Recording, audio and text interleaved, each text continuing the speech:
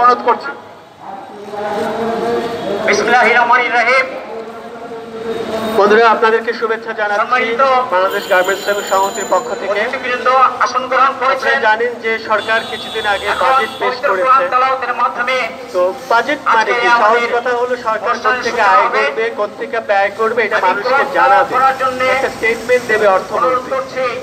তো এর মধ্যে মানুষের আতঙ্কের কোনো কিছু ছিল না। মানুষের খুশি হওয়ার কথা ছিল যে সরকারের আয়, সরকারের ব্যয় মানুষ জানবে, মানুষ খুশি হবে। কিন্তু বাংলাদেশে যেটা হয়, বাজেট আসলে মানুষগুলো কেমন যেন ভয় পায়, আতঙ্কগ্রস্ত হয়ে পড়ে, এবং এটাই হয়।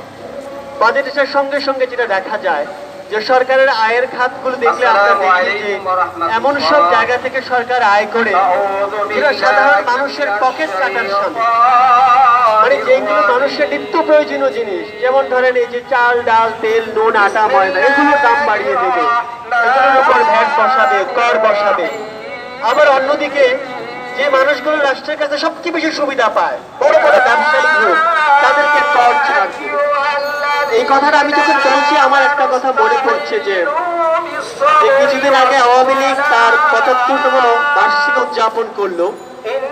তো তারা প্রায় একটা কথা বলে যে আওয়ামী লীগ হচ্ছে এমন একটা দল যেখানে বাংলাদেশের মানুষের পাওয়ার অনেক কিছু আছে, বা বাংলাদেশের একমাত্র ঠিকানা।